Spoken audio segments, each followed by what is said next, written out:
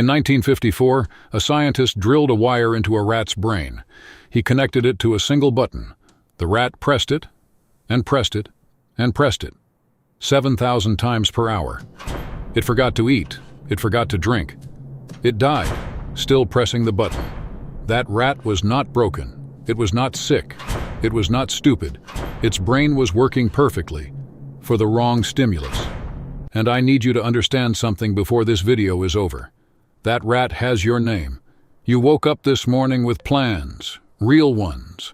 Maybe to exercise, maybe to study, maybe just to be different than yesterday. But by noon, you were scrolling, and you told yourself the same lie you always tell. I'll start tomorrow. Here is what they never taught you in school. That was not weakness. That was your brain, doing exactly what it was trained to do. Because your brain does not care about your goals. It cares about one thing only, the next hit, dopamine. You have heard the word 1,000 times. You think you know what it means. You do not.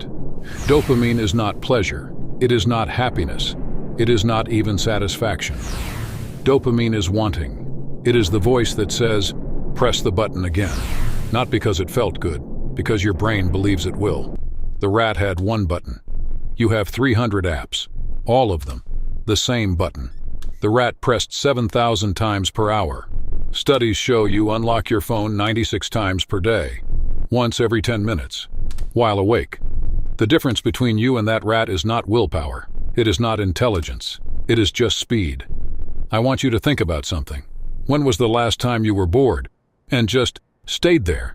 Did not reach for your phone, did not put something on in the background, just sat with the silence. You cannot remember. Neither can I. Because the moment silence comes, we reach, automatically, without deciding to. That is not a habit. That is a hijack. And here is the part nobody talks about. When you overstimulate the dopamine system, it does not reward you more. It rewards you less. The baseline drops. Normal life begins to feel flat, empty, not worth getting up for. That feeling you have when nothing feels exciting anymore, when you scroll for an hour and feel worse than when you started, that is not depression. That is a depleted baseline, and it is reversible. So what do? You do not fight dopamine.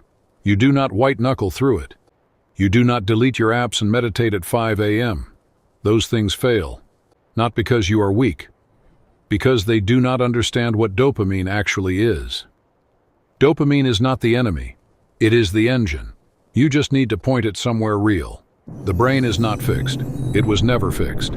Neuroscientists call it neuroplasticity, the brain's ability to physically rewrite itself based on what you do today.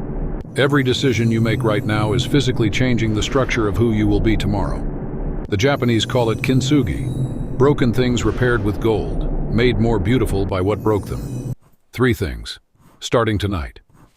1. Delay your first scroll by 30 minutes. Not forever, just 30 minutes. 2.